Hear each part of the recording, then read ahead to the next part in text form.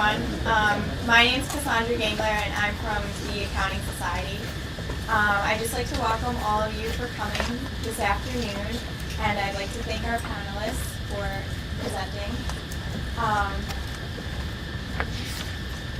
I'm Amber Brown. I'm the president of National Association of Black Accountants. I'd also like to thank everyone for coming.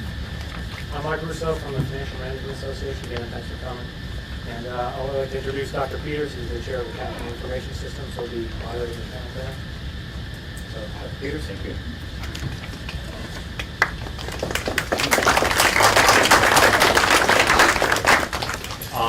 I just want to obviously thank everybody for coming. I think you're going to find this to be a really informative session about all the opportunities available for these sorts of corporate finance, corporate accounting jobs, rotation type jobs.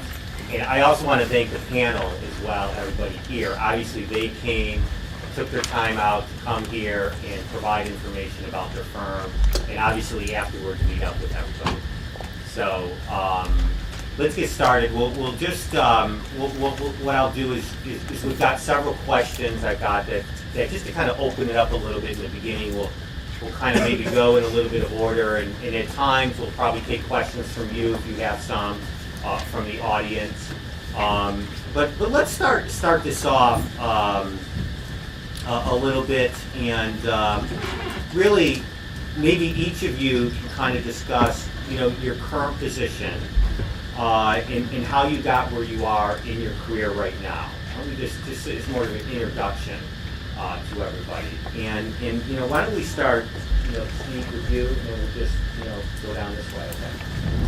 Good afternoon, my name is Steve Wade. I'm the Chief Risk Officer of Royal Bank of Scotland.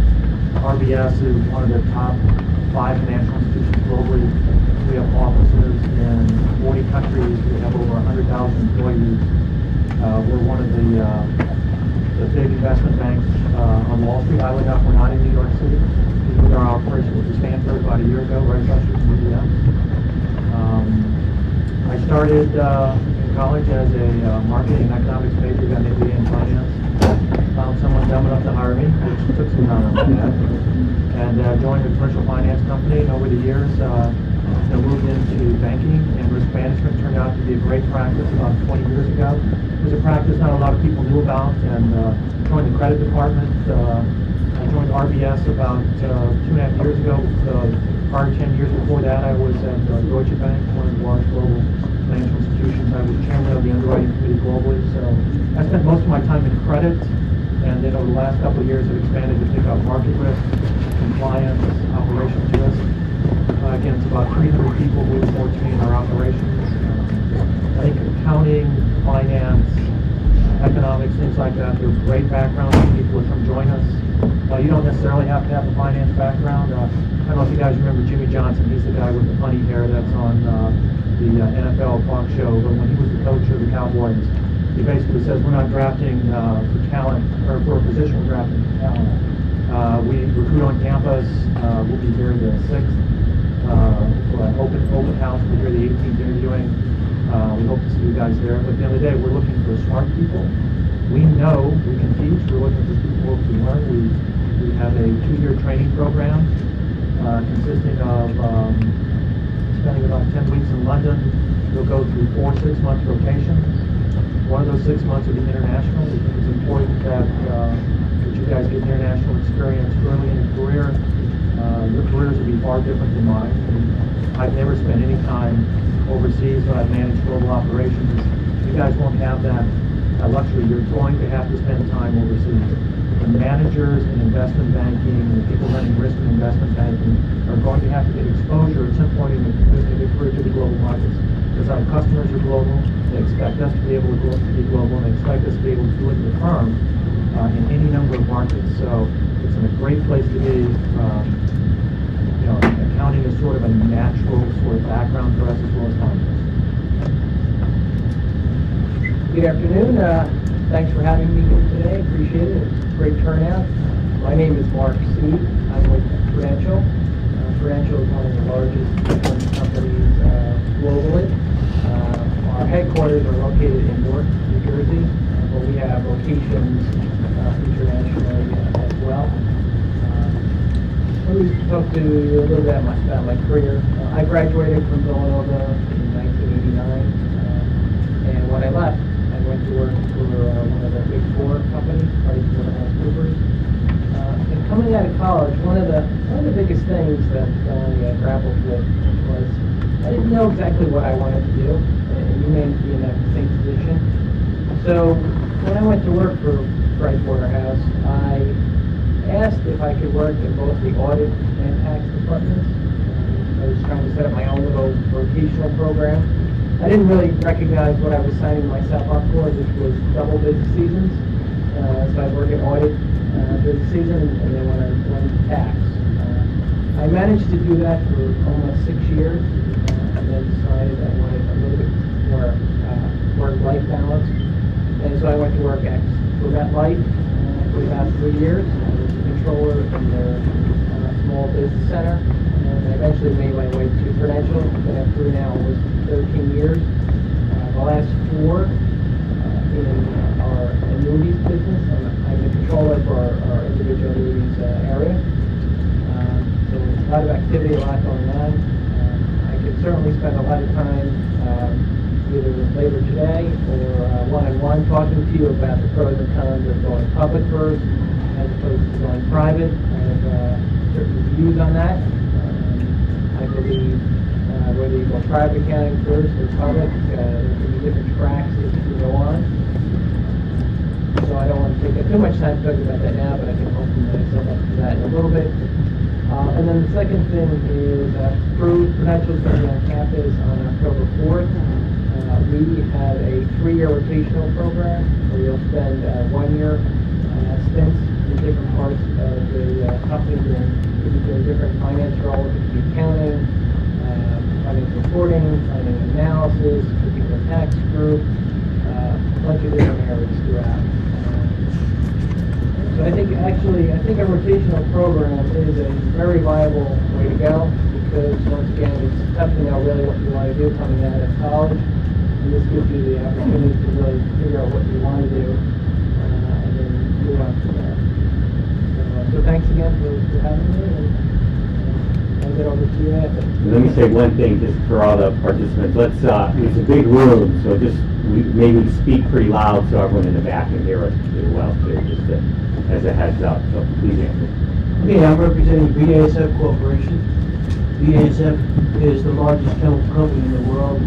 We had sales last year of $70 billion, and that should increase dramatically this year with the change in the economy.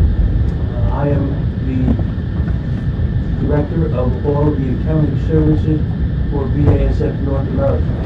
BASF North America has sales last year of $13 billion. We're looking at close to $20 billion. 105,000 people that BASF has working for them worldwide, and 16,000 here in North America. We have an ongoing program that is rotational. First, I'll give you my background. My background after graduating from Villanova in it was the first year that Mr. Doherty had a class. So I was in one of his classes. I don't know who's older, me or him. But anyway, after graduating from Villanova, I took a rotational job, finance program at Becton Dickinson Company. Becton Dickinson is known for surgical supplies. And then from there, I went on to work as a plant accountant, plant controller, received my master's degree at Seton University going in the evenings. I then went to the chemical company, became controller of Drew Chemical. And after being there for 10 years, we were purchased by Ashland Chemical. I can tell you now that after going to BASF and working on acquisitions for many years, it's much more fun being on the acquiring end than being on the other end.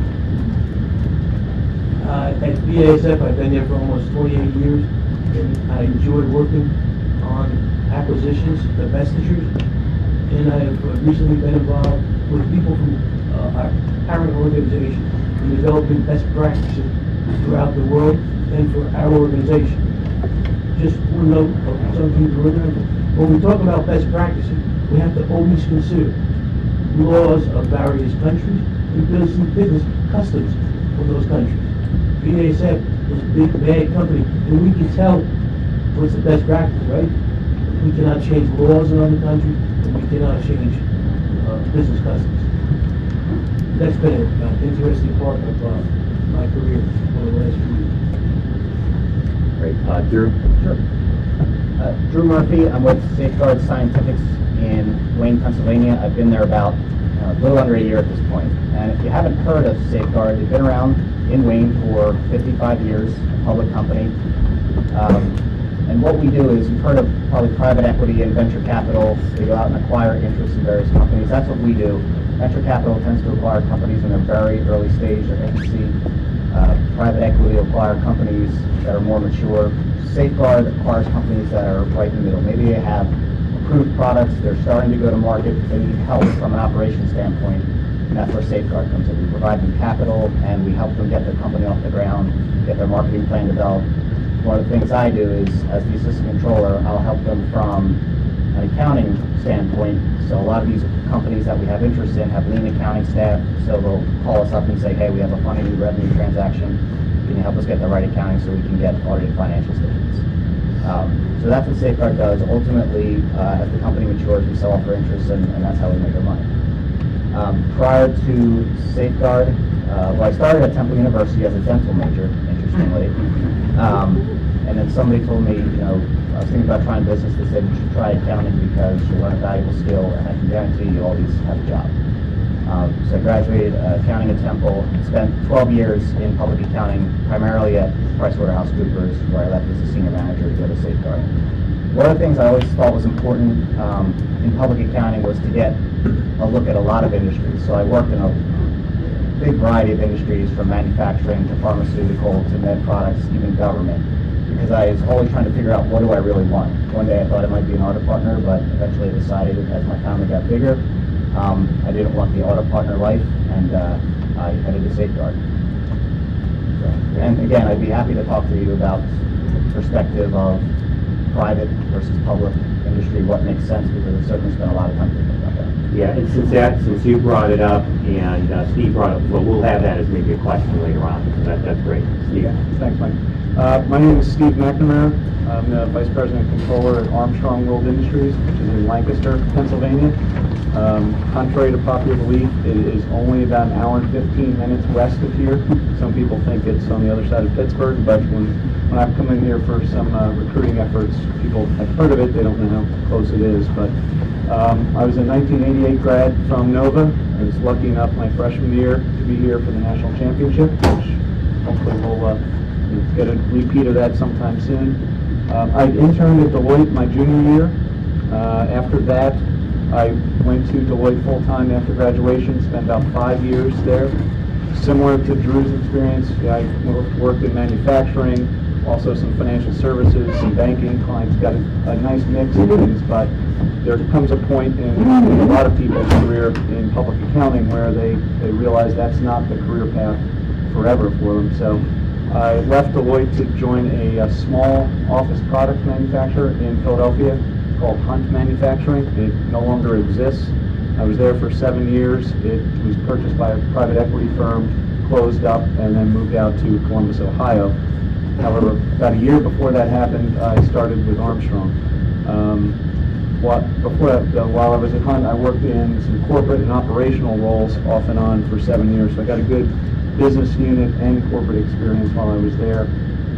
Within Armstrong, I started in the external reporting department, moved up to assistant controller, and then we were fully outsourcing our internal audit department at the time. A new CFO came on board and said, I'd like to insource it. So there were about 4 of us kind of lined up who would like to lead that effort. 3 people walked backwards. I was left standing there. So I formed and led the internal audit department for about 2 years. And then through some change in some of our senior finance leadership, the corporate controller spot opened up. So I've been there for about 2 years. During my 7 years at Armstrong, we actually filed for and then came out of Chapter 11 bankruptcy, which was nothing to do with the company. and its revenue and business, but we got caught up in the asbestos tort system. So we spent 6 years in Chapter 11, which, although we were able to do some things positively within Chapter 11, not having to talk to Wall Street and do some things that maybe get penalized from the external world, it's not something that's desirable by any stretch. So we emerged from bankruptcy in 2006. Shortly thereafter, we put the company up for sale. Then the credit markets fell through. We were unable to sell the company. We then pulled ourselves kind of off the market, and then just about a year ago, we got an equity purchase from a private equity firm.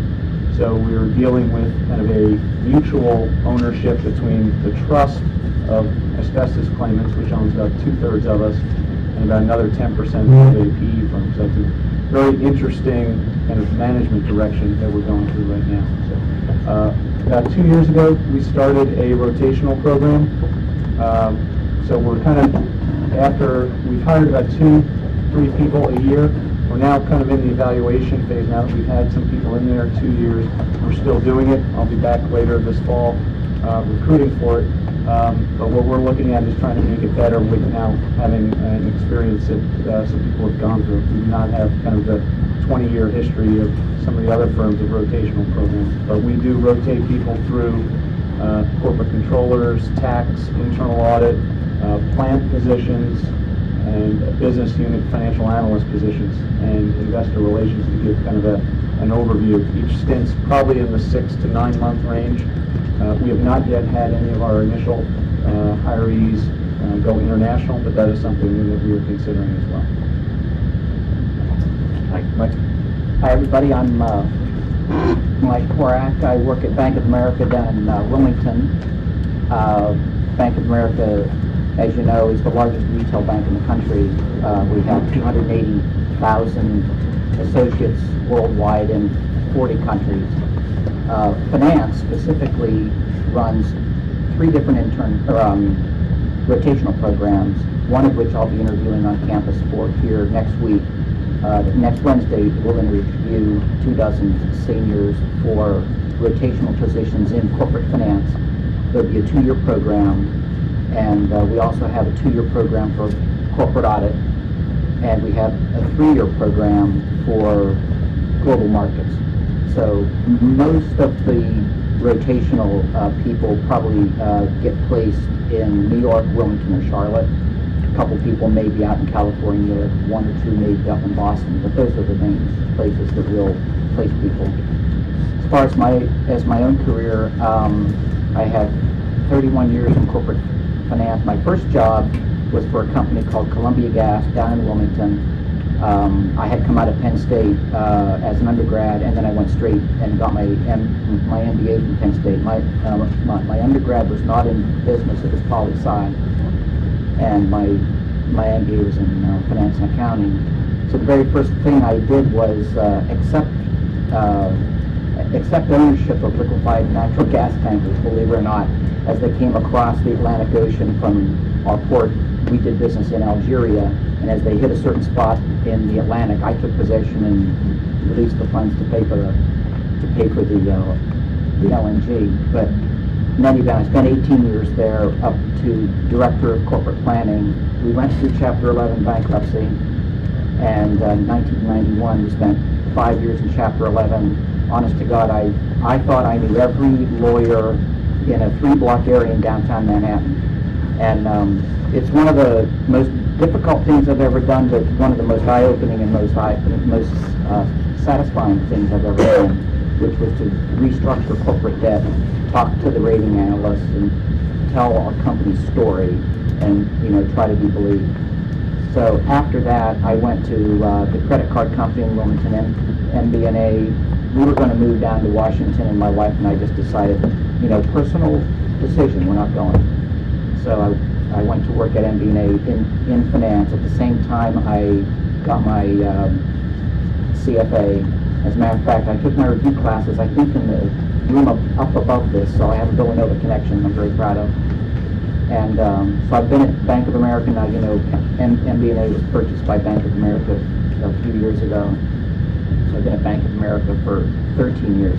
I'm in the consumer bank. You can think of Bank of America as three kinds of banks: consumer, global markets, global investments, corporate banking, corporate debt, that kind of thing. So I'm in the consumer side. I run competitive intelligence on credit cards. So that means that the other day when Discover announced their third quarter earnings, they're on a 1 quarter advance or a 1 month advance. I briefed management on how they were doing. So that's one of the things I do. I do impairment testing on purchased portfolios. I used to lead the mergers and acquisition staff for credit cards. We used to buy portfolios of loans. Like we bought PNC Bank's credit card portfolio and we ran it. The most satisfying thing I've ever done is I just am coming off of a 3-year assignment in China. They asked me, I think because of my valuation background, they asked me to consult for 3 years with China Construction Bank in Shanghai. So I made 14 trips over 3 years over to Shanghai. CCB is the largest, or the second largest bank in the world by assets, but net, I thought it was pretty cool because I could use my poli-sci background and my finance background, and basically I taught finance in China. But now I run competitive intelligence. So like I say, we'll be back on campus next week. Thanks, Mike. Yep. Let a lot of the many of the students here, are looking for, okay, I come, I interview at your firm, I get the job, and I'm there on that first day. What is it going to be like? For example, if you have a rotational program, what is the rotational program like? How long is it? What are the different types of rotation? And so looking at a couple details about that, or just if you don't have a rotational program, what is the sort of first opportunity that I'm getting there at your firm? What are the things I'm going to be doing? And then what is the sort of career path after that at your firm? After you get out of this program, where are we going? What does the firm have slated for us? What are the expectations? In both cases. So why don't we, get those a little bit? And Stephen, if you want to start off here. Look, as long as you're on a plane, you got to go to London. Spend 4 or 5 weeks in London, going through corporate finance training, accounting, and some other things. There's probably some stuff that you got to do for about 3 or 4 weeks during the summer before you go. But again, we feel so strongly that international orientation is important that we will pick on a plane. You'll come back to the States. You'll run, again, 4 6-month rotations. We will help you build your rotations. They're going to be in the risk management group, so somewhere in my department. We'll probably put you in credit risk for 6 months. Credit risk is pretty simple, right? I lend you money, you pay me back. It's more complicated. There's tons of financial analysis involved. We will teach you the skills you need to know in terms of doing financial analysis. If you look at the summer program, I don't know if Allison Kralik is here or not. We hired Allie for the summer. She's an accounting major. She came in the summer, and within 2 weeks she was doing financial analysis for us. She was writing up credit analysis.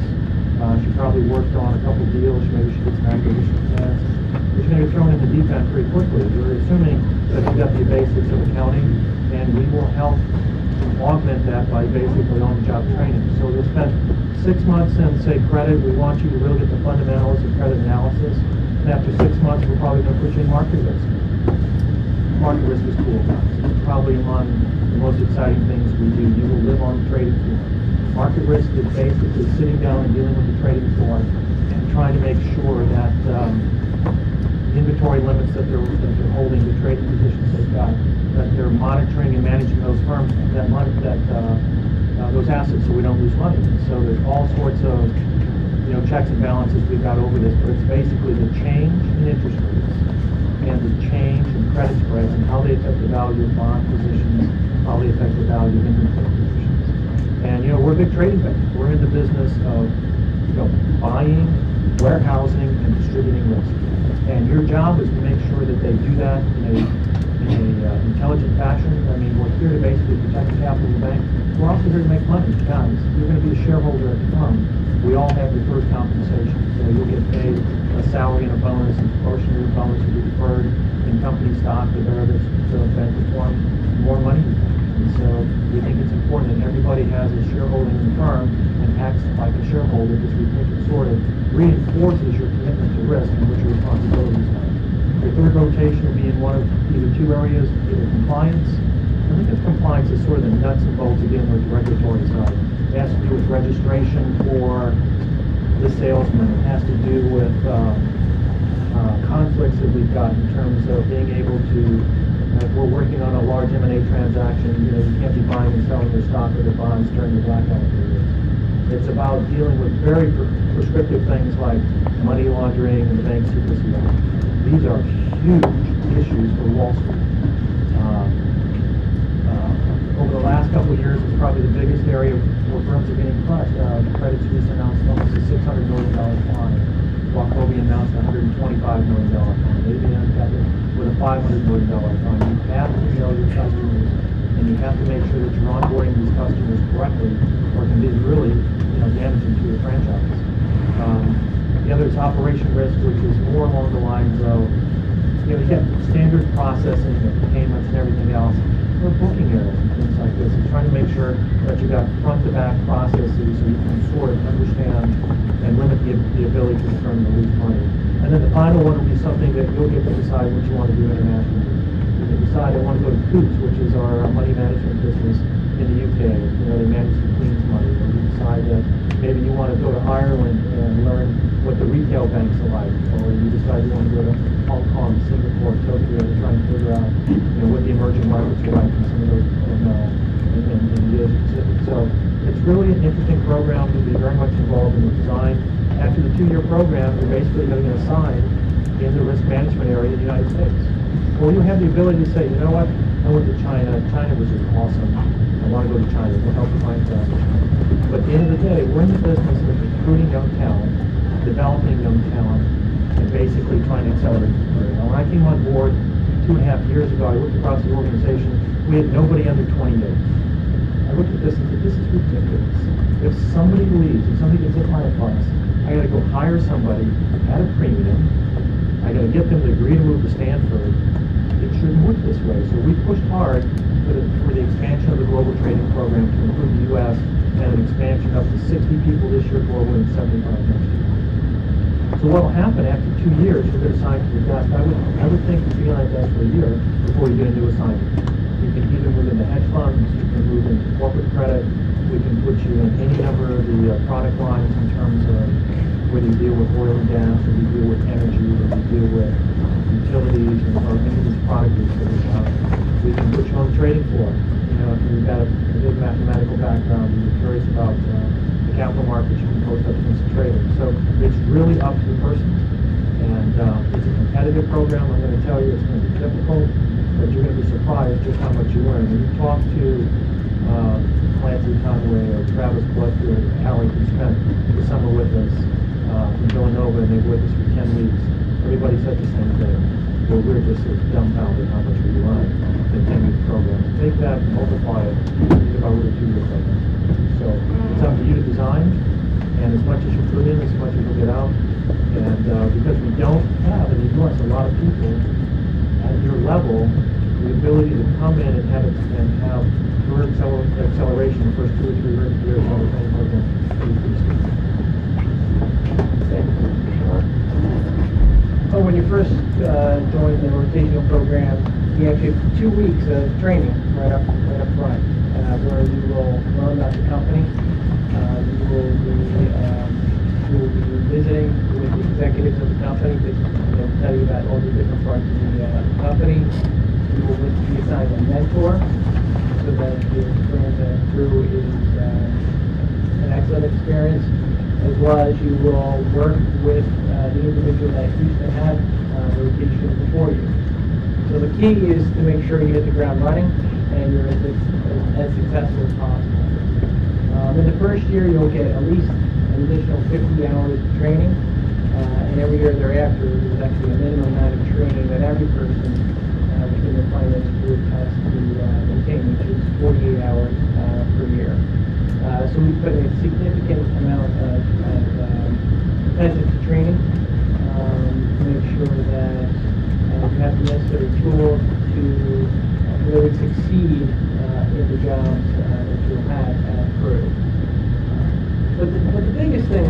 most important thing about the rotational program, which once again is 3 years, can be spent in many different areas within the company, within a bunch of different product areas as well. We sell life insurance, we have an annuity area, investment product area, and we also have international operations, so it could be anywhere throughout the company.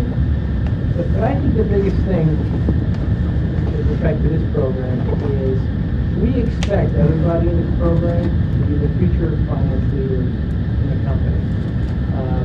We recognized about 3 or 4 years ago that there was a shortfall from a succession planning perspective, that we did not have a lot of mentoring. We did not have a lot of people coming up the ranks to take over leadership positions. So the expectation is everybody in the program will be a future financial leader, which means that's a lot of pressure on you to succeed, as well as there's a lot of pressure on us to make sure that you do succeed. So there's a lot of emphasis from this program, a lot of exposure, a lot of great opportunities, and there's a lot of resources that are put behind it. And at the end of all this, the one thing that we're hoping that every person in the program finds is what they love to do. Ultimately, everybody in this room, that's what you should be striving to do. Find out what you love to do. Maybe it's auditing, maybe it's financial reporting, maybe it's something else. Maybe it's in business, maybe it's a market. Maybe you get occasionally working close to this business and you decide that, hey, going into the business and doing that type of work is better for you. So, within the program, there are a lot of opportunities to work within finance, but we are also open to providing jobs within the business as well. So, I think that's what the program offers is a lot of opportunities for you and for us. But the key is we're looking for future financial leaders.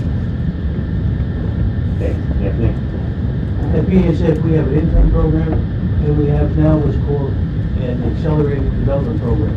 It's interesting to note that in prior years, it was called a PDP program, or Professional Development Program, and now it's been renamed to Accelerated Development Program.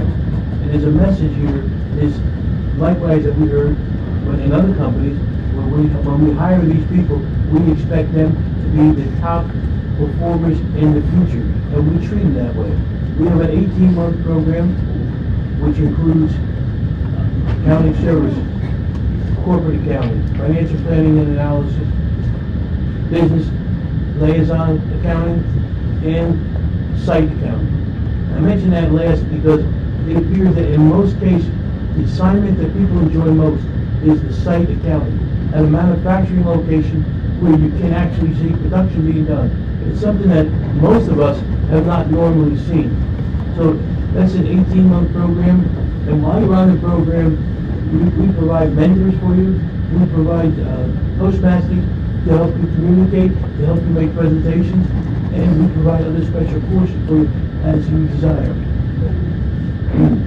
After the 18-month course, after the 18-month assignment, then you have your first job, which is a 2-year permanent position, and in that 2-year position, it'll be an assignment based on what you would like and what the company needs. After that 2 years, you're on your own. We have people today who are in our program selling cosmetics for BASF, and HR, marketing, and many other aspects of our business. So after that first assignment, you're on your own to go into any other position within BASF Corporation. And BASF is a obviously global company. Our headquarters is in Ludwigshafen, Germany, and we do send people there on assignments. Also, as part of our audit group, we have people based on language skills who today are in China, Costa Rica, Mexico, on special assignments. In fact, some of our interns from last year went on a special assignment, exhibits here in the group, went on a special assignment to Costa Rica, as well as to one of our major manufacturing sites. I also offer you I have two people here, one from Villanova, one from St. Peter's, James, Priscilla. I'd like you to speak to them after we're done here, because they're currently on the program. Well, Safeguard does have what I call a relatively new internship program. Keep in mind, Safeguard is a relatively small public company with ownership in a lot of other companies throughout the United States. We don't own control of them, we own somewhere south of 50% of them. But in our internship program, the way we designed it is it's a hybrid with an accounting and finance component to it. So our first intern just completed his summer internship, and I think it had been a while since we had a program, so we're just starting it back up. But the way it works is on the accounting side, we work primarily for me and my group. You see all the accounting cycles from cradle to grave, the exciting stuff, but you don't always get that in every internship program. And on the finance side, you get to work with our deal teams, our technology and life sciences deal teams, looking at potential acquisitions. And that is a very interesting component of the internship, I think, is that you're not only getting the technical accounting, you're also getting this finance component where you're understanding why we go out and purchase the companies we do, what's involved in due diligence, what are the risks associated with the business, and you also get to see what the exit plan is, whether it's a 5-year exit plan or a 7-year exit plan, what we expect out of the companies over that period of time. And again, I stress the importance of seeing a number of different companies in different industries. I think that's the other thing that the internship program offers, is that you get to see a lot of different companies in the technology and life science space. I mentioned a little bit about the rotational program. As I said, we only had it for 2 years, so what's beyond the rotation is impossible for me to state. But when people start, and let me back up for a second, we're a $3 billion manufacturer of floors and ceilings, so hopefully those ceiling tiles are ours. But what we do is we try and, the first week is generally met through a bunch of cross-functional interviews with kind of key leaders. So we'll have the people meet with the VP of sales. They may go on a road trip to a big distributor. They may go see some of our customers, and then have meetings with all of our senior leadership. As a $3 billion company, we're able to have our rotational people work among and with our business unit CFOs, our corporate CFO, and get a lot of exposure in our Lancaster campus when they're there. We generally, out of all of our rotational offerings, we generally require at least one of the stints be in internal audit, and what that does is that gets the travel component. It also gets different. It's not just doing accounting and finance. So we'll do audits of our credit department. We'll do audits of customer service, of logistics. So you really get to see a lot of the different components of the business. Our senior financial leaders will line up the program and schedule for each of our participants over the next probably 18 months. And as we go closer through that, then we make some trade-offs. What we like to do is meet each of the participants is assigned a mentor. The mentor of the participant come talk to the senior financial leaders about what is it they want to do. So at the end of the rotation, they may be able to say, I really like working with your wood flooring business, but I really didn't like this area. And we'll try and craft kind of future assignments as well as permanent placements there. One of the things that also has been very enlightening for us is, as a relatively small company, it's not doing what I did 20 plus years ago as an intern for Deloitte. Go flip the phone book. Somebody needs copies. We've had our development program participants help develop credit risk profiles. We went and did a major strategic shift in some of our flooring businesses about, instead of selling to distribution, we're now selling direct to retailers. So in the course of 2 months, we added 2,000 customers. Our existing bandwidth was not capable of handling. How do we go out and, we want to make sure, just as Stephen mentioned, we want to make sure we get paid. So how do we know, as we're ramping up a complete new customer base, how do we develop some sort of programmatic way of ensuring that we can continue to sell, which our salespeople are always trying to do, as well as ensure that we're getting some collection there. So what we're hoping to do is, through all the different assignments, business unit, corporate, and what the different participants want, develop someone who in 3 years is capable of joining Armstrong or continuing with Armstrong as a management leader. And it does not have to be in finance. It could be in some of the other disciplines. So unfortunately, I don't have the history to say, X number of our senior managers in finance came up through the program, but hopefully, 5, 6 years from now, I'll be able to say it, and hopefully there's some of you who are participants in that. I say at Bank of America, you can come into our rotational program a couple ways. One is to be invited into it as a result of these synergies that I mentioned that are coming up next week. The other is that we also run a summer rotational program, and I would have to think that if the bank is happy with an intern after the end of the summer, there's a decent likelihood that you might be invited back. But you can get into it a couple different ways. Once you're in, it's a mix of loaning you out to a department where you'll spend your first year and keeping the group together.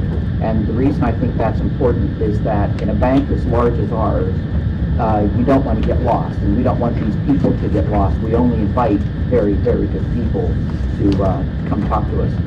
So what we do is we basically march the group around. It's a sales pitch. It starts as a sales pitch. These are really good people. Look at them. And so before this starts, the departments basically bid on having a rotational person in their group. Like when I ran the M&A group, and I heard that they were going to be assigning a couple of rotational people to Wilmington, I put my hand up because I needed people, or I needed a person to help me do card portfolio evaluations. So when I got the person in, that's exactly what he started doing. It wasn't making copies or anything like that. He was doing valuation studies. So you're in a department full-time for a whole year. Every once in a while we yank you out and we send the group around. The good thing is that you'll meet management. You'll meet them a lot quicker than other people will. At the end of the first year, we basically have what we call a roadshow. And then what we do is we match the people at the end of the first year rotation with the next department. And you can think of that as a more permanent department. But basically all these departments are basically asking for these rotational people. So like I'm on the consumer side and closer to corporate finance. So, we could have openings in M&A, corporate accounting, financial planning and reporting. Just think of a finance function, treasury, moving cash. I'm an associate from New York, Ryan, who will be happy to talk. You should talk to both of us because he could tell you more on the securities side. I can talk to you about corporate finance. But we really do believe that, like one of my other associates here mentioned, that you need a mentor. The finance department at Bank of America is a very tight finance department, even though we're geographically everywhere. And we run multiple mentor programs. Like I'm a mentor for probably 5 people, and I've had the relationships over 2 or 3 years. So that's not unusual at all. And I would think that your first manager is going to continue to help mentor you. So I do think you get a lot of guidance and you get a lot of exposure that other people wouldn't. So one of the things, obviously, that everyone talked about was the quality of the work experience. And clearly, you're going through, you're seeing all different aspects of the business, and these companies are so large that you're in a lot of cases, you're seeing so many, you're exposed to so much. And you come out of there and you really, have a sort of this great training in a way. Obviously you're working, but this great training where you're really destined for a leadership role is the purpose of it all. Now I want to shift a little bit to not just the quality of the work experience in terms of what they're learning and that, but more the work-life balance. What are the hours like? What is it like? What's the collegiality among the employees? What is it in terms of all those different aspects where people walk away and say, I really like the stuff I do, and I really just like the way my firm treats me. Why don't we start? Why don't we reverse the order? Mike, why don't you start? This is like the draft. Yeah. Okay. Yeah. Okay. Well, of course, the workday varies a lot depending on what part of the organization that you're in. A bank as big as ours, you can understand that. Finance is very collegial at the bank. I mean, I can talk specifically about the consumer banking. They tend to be a tight group, but we have very active senior management staff in finance who sees to it that you are rotated elsewhere. So think of it as your world starts to expand, basically. But I truly think it might be hard to believe in a bank as large as ours, you know, with nearly 300,000 people, that you could feel like you're in a smaller place. But it does kind of get there. I think you do have to be dedicated. I don't think you have to be dedicated to working a 60-hour week. No. You have to be dedicated to making sure that when your numbers go to management, you just don't give them crap. You give them understanding. And that's what we're looking for. We don't want you to work a 50 or 60-hour week. We want you to give us your judgment. We want the numbers to be right. You know, you can't have sloppy results. And I would have to think that being professional early in your career at Bank of America is extremely important to you, because you're selling yourself all the time. You're creating an impression more than you're trying to create face time from being there at 7 o'clock at night. That's not a concern. We have a program that we're very proud of, which is called My Work. And we have, I think it's 17,000 people on My Work, which means you get a PC, you get a printer, you get a dedicated telephone line, and you're in your house. And you can work from home. And life-work balance is huge for us. You can imagine the diverse businesses that we have. So a lot of people absolutely love that. I went to a meeting 2 days ago with our chief of consumer banking, Susan Faulkner, and she was saying, she was complimenting another associate and saying she never knew that she worked from home, because we do a lot of bridge line calls. It's just an effective way to do business. I work with people arm's length all the time. So we are committed to work-life balance. It seems to be working for a lot of people. I would echo what Mark says. We, being in Lancaster, it's not a big city. It's farmland. We have a 350-acre campus that is our company headquarters. I look out, I got cornfields, I got deer running through the backyard. So it's not the hustle and bustle of the city, but inside the walls, yeah, there are peak times. What we try and do is manage away from the peak. So no one wants to come in at 6 in the morning and not leave until 10 at night. Now, we do have a lot of people who work flex time. So there are people in as early as 5 in the morning. Generally, they're leaving kind of in the 2, 3 in the afternoon range. Some people come in generally around 8:30. They may work a little longer. What we kind of stress is between 8:30 and 5, everybody needs to be there during some of those hours, not all of them.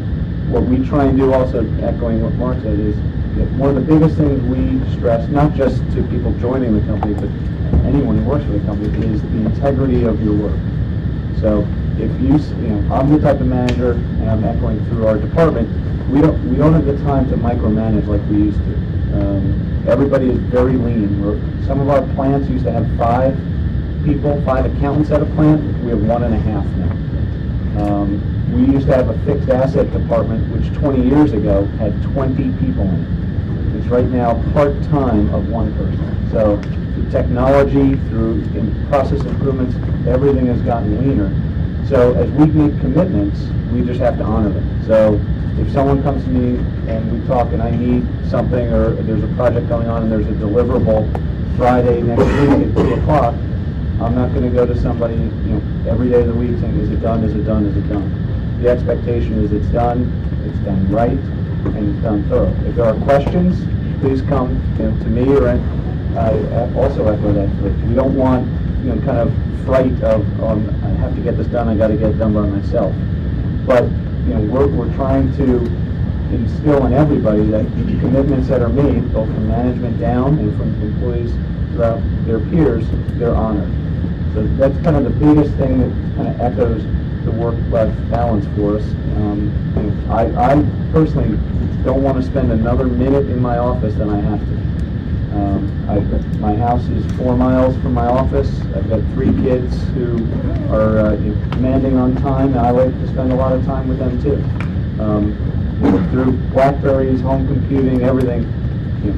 Every time I'm home, I'm not just sitting around, but there is a balance of being there and keeping that perspective between, my life is not to be the best worker in the world. My life is to have the best family and enjoy everything that I'm doing.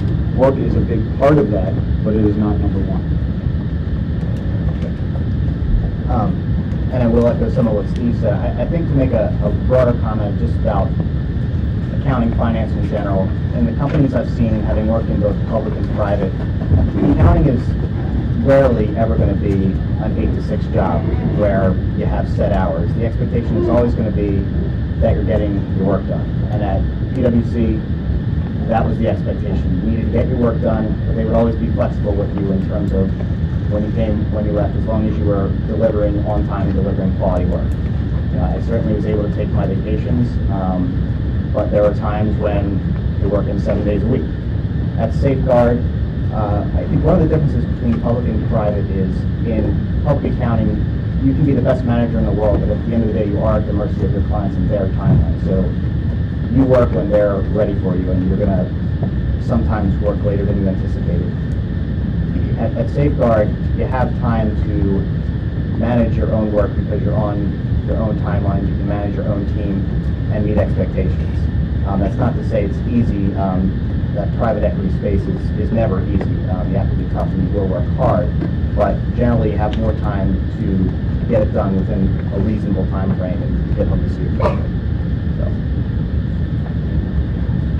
About 6 years ago, BASF Corporation put out a survey, or I should say BASF globally, put out a survey, an employee survey, questioning many items, and one of the things that came out was how can we improve work-life balance?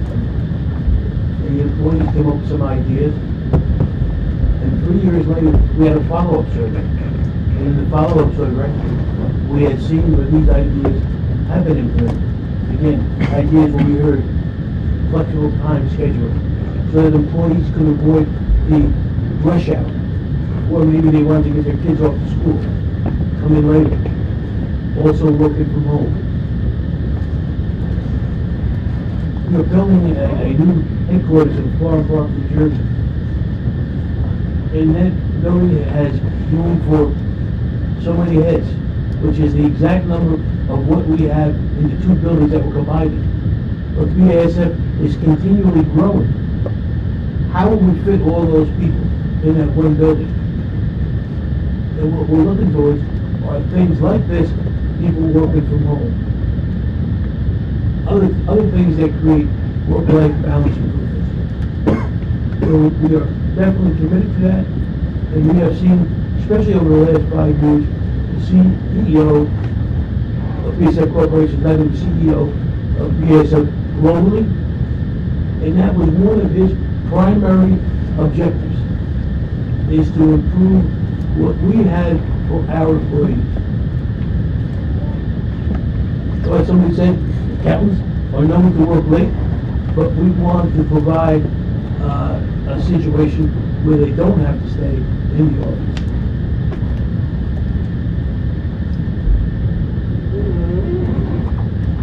With the rotational program at Peru, we talked about before that we expect you to be future leaders. To be leaders in a very quick period of time. So, to me, what that means for you is you need to exceed expectations. You need to go above and beyond.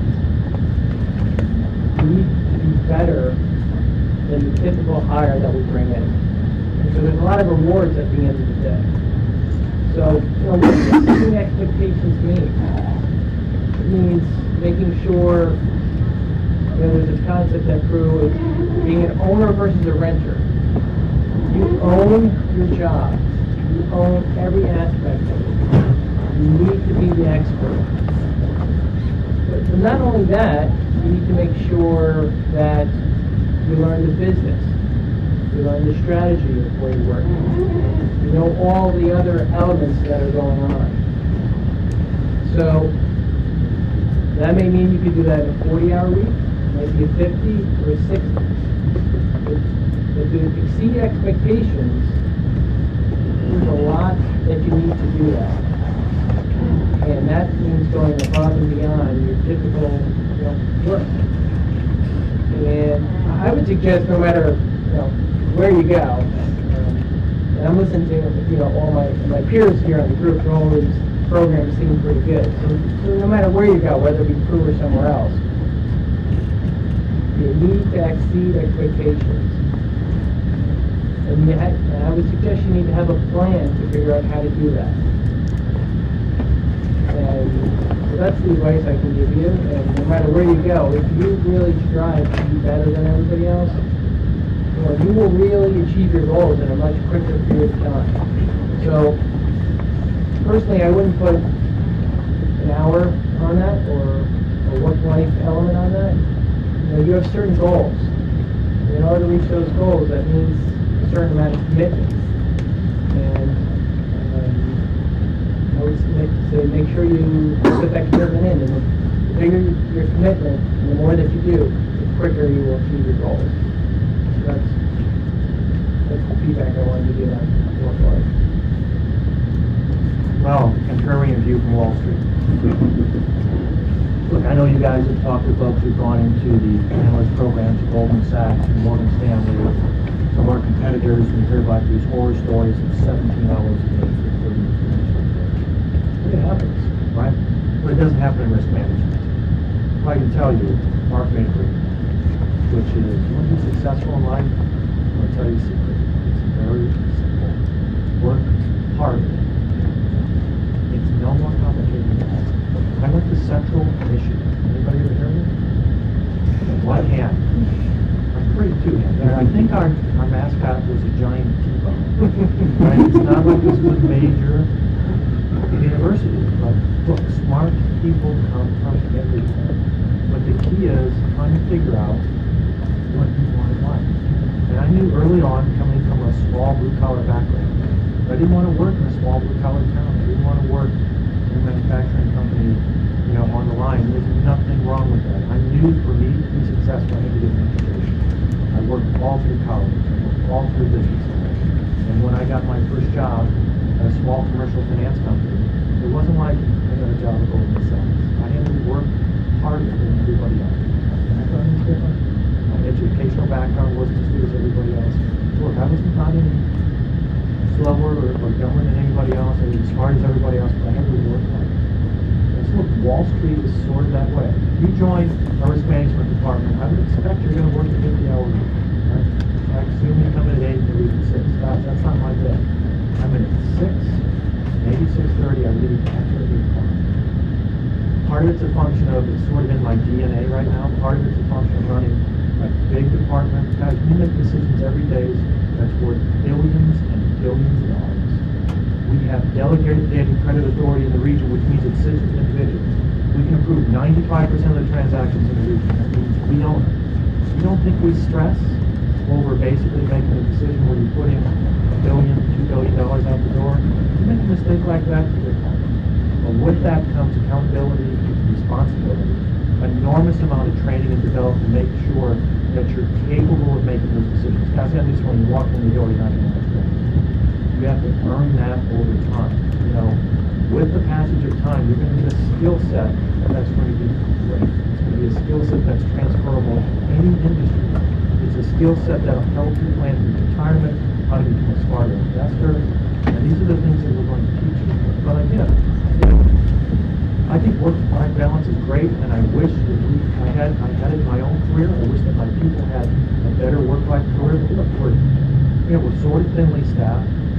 The business controls a lot of what goes on. These deals come in fast and furious. Companies make acquisitions, they want things turned around 24, 48 hours. That means sometimes you're working the 16-hour days. It's pretty rare and risk. Certainly not the horror stories you hear about the front office. But again, I'm going to reinforce your point. What do you want out of life? What are your goals and ambitions? If you set them high enough, you're going to have to work harder than everybody else. It means you're in before your boss. Leave after your boss. That means he's getting emails from you, on things that are important, so he's prepared the next day when he comes in, and everything he needs to know, he walks in the door, he gets it down. I can tell you, I've got guys that send me stuff at all hours of the day. When I walk in at 6:30, I've got a wrap. What was the P&L of the firm the day before? What are the risk positions that happened in trading? What happened to the sell down strategies we had on these bridge loans? What are the big M&A transactions? What's coming on my desk that I've got to prove in the next day? Are the regulators today? We got conference calls with management in London. You're going to have a really complicated calendar. I've got news for you. You're going to have complicated calendars in all these firms. The question is, what do you want to do? It's up to you. Here's what I'm going to do. I'm just going to ask, I have a lot of questions I could ask, but I'm not going to get to all of them. I'm going to ask three of you one question, three of you another question, and I'm going to open up to everybody here to ask questions. So I'll ask a question with a quick response. These are kind of general questions. The first question I'm going to have with this one, I know Mark, you kind of mentioned something earlier. I know Drew and Steve, so why don't you three answer the first one, and I'll have the other three answer the next one. And that is, a lot of the students here are wondering, they've got different opportunities. For example, they may have an opportunity in the public accounting firm, or they may have an opportunity in an investment banking setting, or something similar. And if you were kind of advising them based on your experience, what are some of the things they should look at to try to distinguish between, those sorts of jobs, say in a public setting, public accounting, investment banking, something like that, in the sort of job opportunity that's offered here? What are the things they should look at and consider? So maybe some of the pros and cons of each one. I'll let you guys do it. So, why don't you start? So the one thing that everybody in this room can have is opportunity, whether it be public accounting or private accounting. So the key is you're going to need to do a lot of research to figure out what you want to do, what industry you want to be in, and what type of work you think you're going to want to do. And you may hit it right the first time, you may not. But going into any job, make sure that you 100% know what you're getting into. So for instance, with public accounting, you're an auditor. And auditing is different than being an accountant. It's just different. So understand what an auditor means.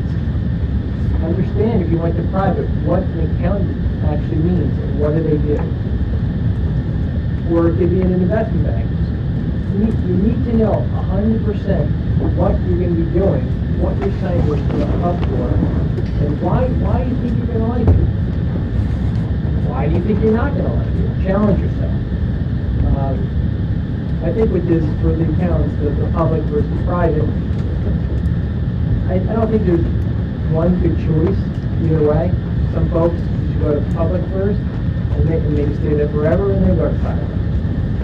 I would suggest there's actually another path, which may be better, is going to private first, really understanding accounting systems and how it works, and then becoming an auditor.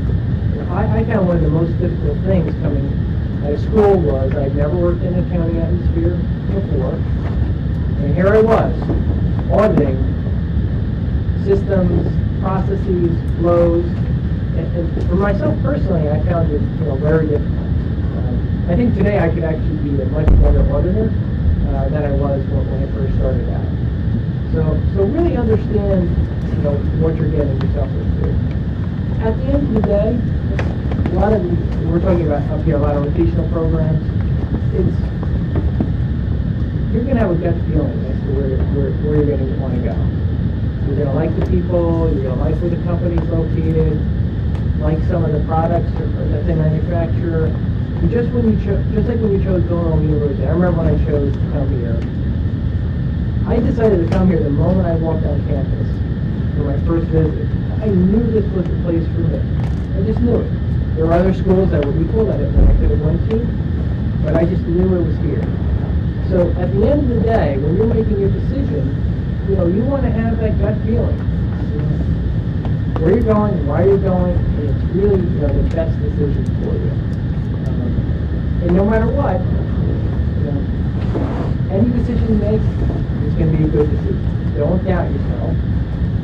But the one thing that you'll all have is you'll have the opportunity to really figure out over the next 5 or 10 years what you really love to do. What do you really, really want to do? What are you going to be passionate about? If you find what you're passionate about, then you're not going to have a job. You want to go somewhere where it's not a job. It's something that you love to do. You're going to have to do it for 40 years. So you might as well really enjoy what you want to do.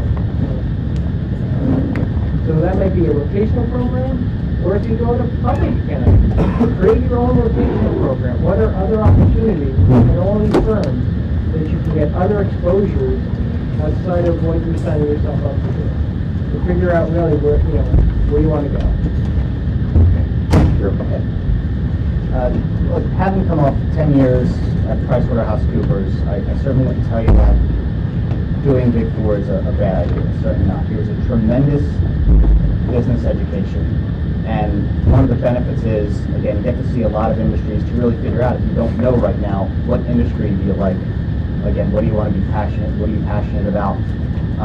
Ironically, I ended up auditing a dental company, having been a dental major originally. I figured out, I'm glad I didn't do that.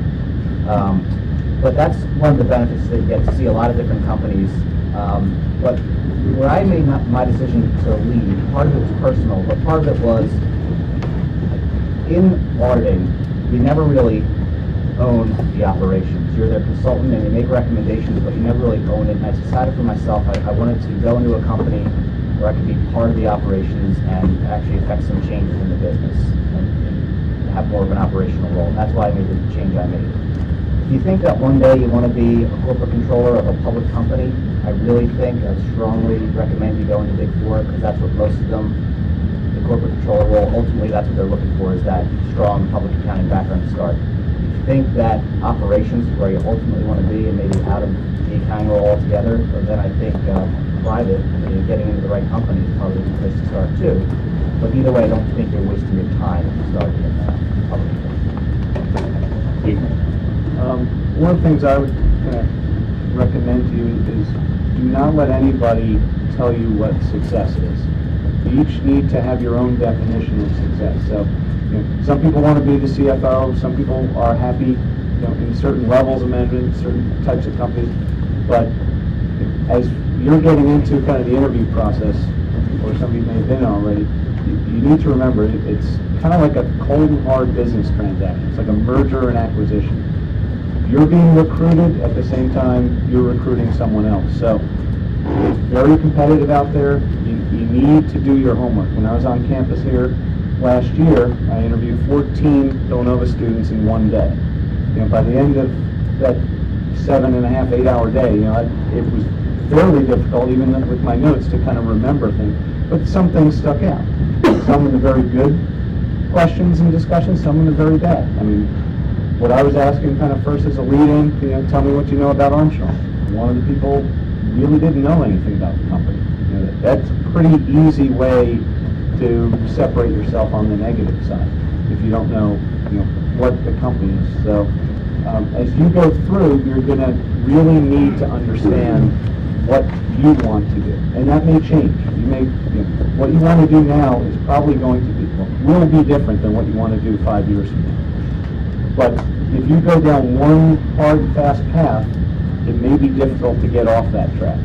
So we've heard a lot about, keep your options open, be flexible, do your own rotation. It's a very key thing, because as much as companies are going to tell you, we're going to look out for you, you're going to be, your best interests are in ours, there comes a point in time where your best interests just get merged with everybody else's best interests, and sometimes your best interests fall to the bottom. I mean, you're going to be interviewing against not only people here, but against people from all other very good schools as well. Some you've heard of, and as Steven said, some you may not have heard of. But it's, we're going to be looking, and other companies will be looking, maybe interview 20 people, hope for one candidate. That's the sort of competition you have, and that's where you have to differentiate yourself. And you don't want to be, it's pretty transparent if you're interviewing and you don't have the passion for the career, the job, the company. So find where that is and try and focus your efforts in that area. Very briefly, Mike, Anthony, and Stephen, what can they do now to prepare them for what's coming up? Whether it's in your particular job, and what are some of the, just a couple pointers you would recommend? Mike, why don't you start off? I can think of a couple things, and I think this echoes the theme you're hearing now. You do have to distinguish yourself, and I think you have to challenge yourself. So in the upcoming time that you have at the university, I honestly would say, if there's something that you think you're weak in, so go out and get it done. Get the job done, give yourself a challenge, and get over it. Because you're going to have to do that when you enter the workforce too. It will happen every day, whether it's doing an accounting statement or making a financial transaction. If you don't think you're good at something, go get the experience and get over it. I think that's going to give you confidence. You won't care years later that you did that, but it'll give you such a ton of confidence to go do it again and again and again. And as you do that, I honestly think that you're going to be doing something that Steve mentioned a minute ago. You're going to be anticipating things. It is important to anticipate what your boss wants and whether they're internal or external customers. You have to anticipate it and make sure that it's easy for them to come back to you. You don't want to have a roadblock between them and you. You want to make it easy for them to come back to you. So anticipating what they need needs confidence to start with. So don't be afraid to go out and do something because you don't think you can do it.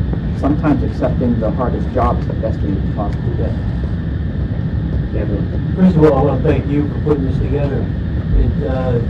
I would consider, at least mine, you others, schools were emphasizing public accounting, only public accounting. And what we have seen here is there are other things to consider. I don't know which one is the best one for you, but certainly there's a lot of other considerations. To answer your question specifically, I would go out to some of your friends that have graduated last year, prior year. They have gone into public, they have gone into private, they have done many other things. Give them a call and ask them how they worked out for them.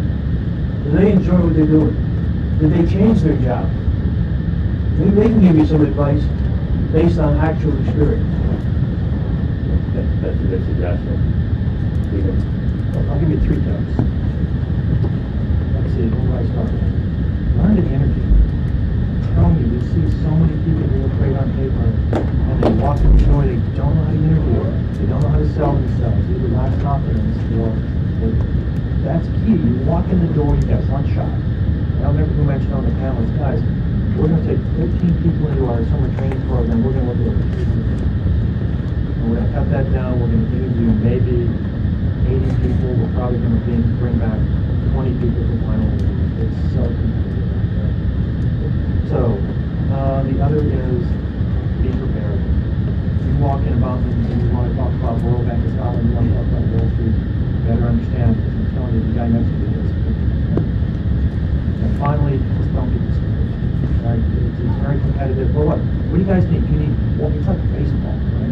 You play baseball, you strike out 7 times out of 10, you're going to the Hall of Fame. Just, keep your chins up. Sometimes you're going to go well, sometimes you're not. Don't get discouraged. You need one company to take a chance. And I want to get back to something Mark said. If you got multiple offers, I tell you, we make, tens and tens of decisions every day. And my head gets confused sometimes on deals. You get caught up in the excitement of the deal, and I take a step back, and my head gets confused. My gut is almost always right about the decision. So you got to make a decision. Think about, do I like these people? Is there opportunity? Do I feel comfortable here? What's the culture like? And you've got to have to make a decision. I'm going to open this up. Anybody has any questions? I know there's more I could ask, but anybody here? Yes. For those of you who do financial type of work for companies that aren't necessarily banking or financial companies, how important is it for you to be interested in the industry that you're working in? You have of like flooring and steel, it's like how important it is like have an interest in what the company's doing? In the products themselves, I think what we try and do is get an awareness of it. They've helped me. The first couple of years I worked at Armstrong, I never went to a plant. And it just helped me kind of make the tangible of go on a plant tour. So what we tried to do is with the financial development program as well as anyone else in my department. We have a plant in Lancaster that's 4 miles from us that makes vinyl flooring, and we have a ceiling tile plant in Marietta, which is about 20 minutes away. So it's not integral, but to me it's something that helps you kind of formulate, I'm just here, I see a sales sheet, or I see profitability of a certain business unit. If you don't understand or even see, it's flooring, it goes into houses, residential housing markets, and you kind of make those connections, and then you're able to kind of pull some better judgments together.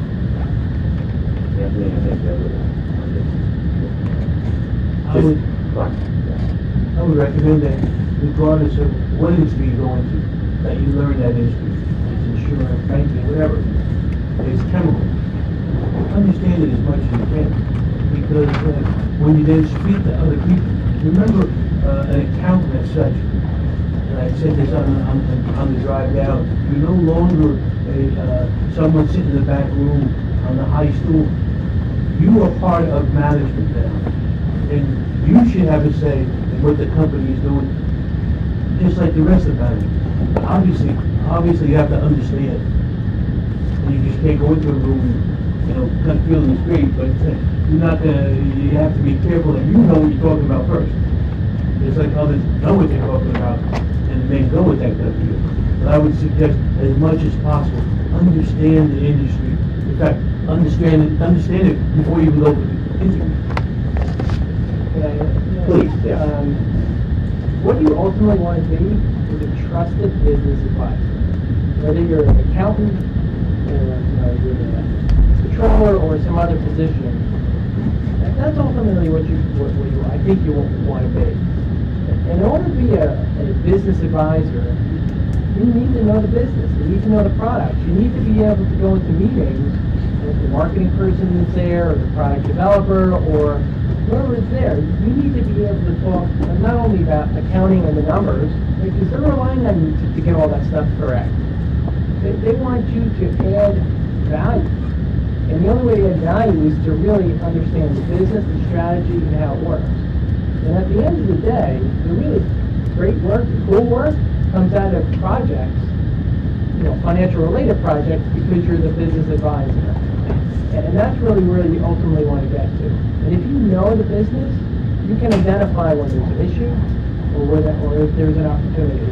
But if all you know is, I know GAAP reporting and here's the financial results, you don't know what the numbers mean, that you'll never be a leader. So always strive to know the why behind the numbers, and you want ultimately, I think you want to be a trusted business advisor. Anybody else, other questions? Well, I think one of the things that interests a lot of students is just internship opportunities. And maybe if each of you can talk about, do you have an internship program? And I would say the second part of that question, if a student comes and does the internship and does well on the internship, does that typically lead to job opportunities? Sure. Yes, we have a summer internship. We're actually going to be doing. That's probably going to be December, January. And you will come work with us for 10 weeks. And at the end of the 10-week period, we expect to make an offer. So we will make an offer to you before you start your senior year of college. I think with reference to this year's analyst program where we're interviewing the seniors, I don't want to do that. We do it this year because they get us a head start. I want someone who spent 10 weeks with us. What we found over time is that the attrition rates are a lot lower if people have worked for us in the summer than if I'm randomly interviewing. You wouldn't think 10 weeks is a long time, but it really is. You're interviewing for the job, and we're interviewing ourselves. We're trying to sell you to come join the firm. What we found is that people might think they want to work on Wall Street. They work on Wall Street and realize maybe it's not good. Or, we find somebody maybe isn't as strong a team player as what we thought they were going to be. But if they spend 10 weeks with you, you get a pretty good understanding. You'll make better decisions and we'll make better decisions. We have a summer rotation program as well. We bring in 20 to 25 summer associates. And our hope is that most of those individuals, assuming they perform well, would receive an offer for the 3-year rotational program. So we actually use the summer program as the feeder program into the 3-year program. That is our strategy at BSF as well.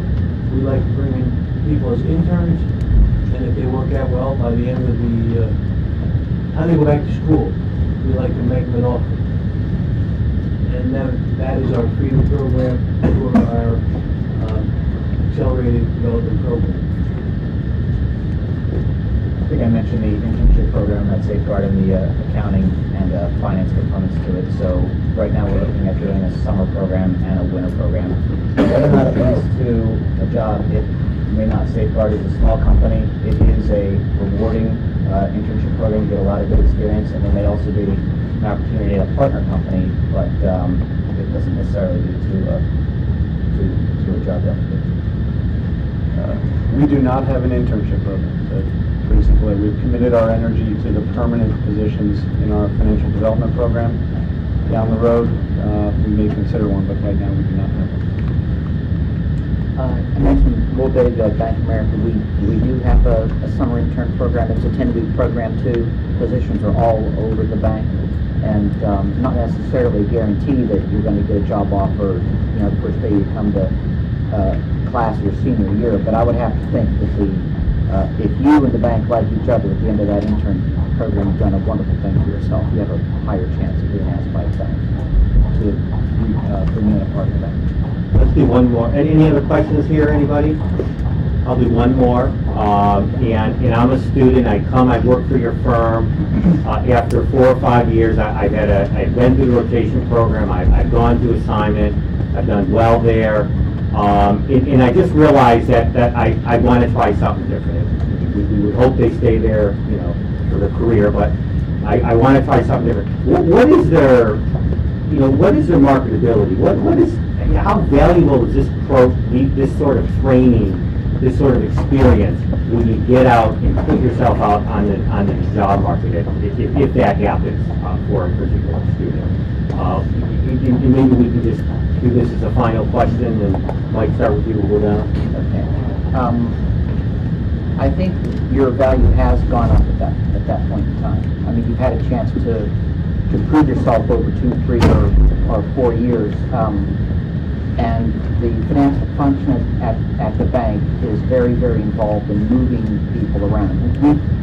We have 2 times, sometimes 3 times during the year, talent placement programs. And what we'll do is each of the senior managers will discuss their staffs and are they ready for a change, and are they looking for a change, and they get together and they trade people basically, but it's based on what they want to do.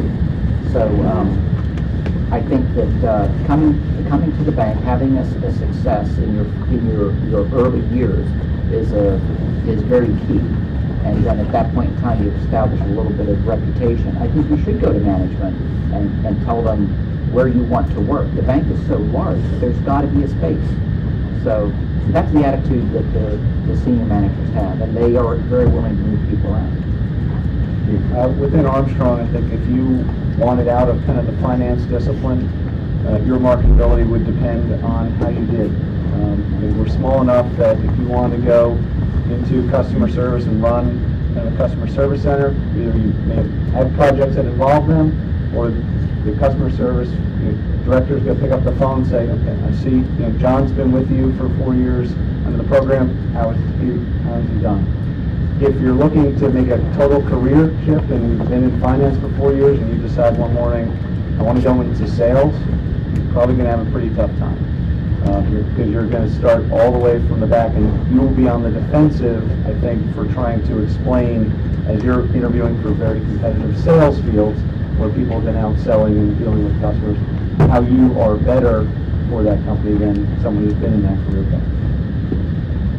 And we're gonna have a formal rotational program as well. Yes. Okay. I think they have, would be very valuable. They had an extremely important and deep education in all aspects of accounting, so I think that would help them. But we've been very successful in our program in not losing people. And what we try to do is appoint a mentor to each person, try to work with them to decide where they can work best within BSF. But at some point in time, if they feel it's best to leave, certainly the education they had, considering the international experience that went along with the job, is be very valuable today in any moment. I think it ultimately depends on you. What have you gotten out of the rotational program? What have you done to exceed expectations? What have you done to go above and beyond, what somebody else that may be interviewing at us, for the job you're going for? What have you done? So, I would suggest, I've said this before, it's about exceeding expectations. And one of the things that you want to do, and the things I wanted to mention is, you want to be memorable in a positive way. Be memorable. Right? So when you're interviewing, be memorable. Right? You know the questions that are coming at you. You know what the canned answers are. You know that everybody's giving those same canned answers. How are you going to be memorable? Now, maybe you only need to be memorable in 5 to 10% of the interview, but when I walk away, I want to remember your name. Be memorable, not only with your answers, but with your questions. Make me squirm a little bit. Let me think a little bit. Let me say, hey, that's a really good question. You put a lot of thought into that question. Be prepared. And so if you have a memorable experience, then when you're going to interview somewhere else, and you're saying, this is what I learned, this is the projects I participated on, they can see the value that you can provide to their organization. Because in any interview, what we're doing is we're not only projecting you where you're going to be in the next year or so, we're thinking, okay, where are you going to be in the next 5 years or 10 years? Can this person be a leader? Can this person be an executive of the company? So your interviews, that's what's happening, the person that's interviewing you, that's what they're thinking about. And they want to make sure that they think you have the potential to be a future leader. And if not, and if you're not memorable, you're not going to make that impression. The other thing I wanted to point is at Prudential, since it is a pretty large company and there's a lot of different areas, there are a lot of different opportunities to go. And one of the things in your career, though, is to be, is to talk to people. Talk to people about your career, what you like, what you don't like, where you want to go. Right? The more you talk to people, the more you network, the more you sign up to get a mentor, the better opportunity. If you don't like what you're doing, but you're doing a great job, we'll be more than willing to try to find you another job. But if you don't talk and you're not open, it's tough for us to know if you're happy or not happy. So I would suggest in your whole career, make sure you're talking to your friends, co-workers at work, so they can help you to go where you want to go. So that's another thing that you should try to do throughout your career. The statistics are pretty clear. 40% of you will leave your first job before you get that first. Sort of normal. A lot of it has to do with trying to find the right fit. The question was, how well prepared are you and what that means? You're better prepared than today, guys. You have actual, real-life work experience, and that's the thing you're struggling with right now, is you really have a lot of experience. And what we find is that people radar people right and left for any number of reasons. One, we have a great training program. I get to see plenty of things, they're well educated. The other part of it is, sort of what Mark was saying, that when you work, look, our partners in business, we're not calling them customers, our partners are in training. The bankers, the traders, the salesmen. What happens is over a period of time, we start to develop personal relationships. And the people they know, they like, and they trust, they take them away. It's like good news, bad news, right? Am I upset that they take people out of risk? Prefer they didn't, right? But at the end of the day, I'd rather have them inside the firm than leaving the firm. And quite frankly, we think our culture is so strong in risk that if they spend time with us and move to the front office, that's actually good for us for a couple of reasons. One, because those guys tend to be pretty loyal and sort of tell us what's going on, and information is key. So that's a good thing. And the other is, look, it sells well. The struggle we have sometimes is everybody wants to be in the front office. They want to get sales, they want to get trading, risk management's a middle office function.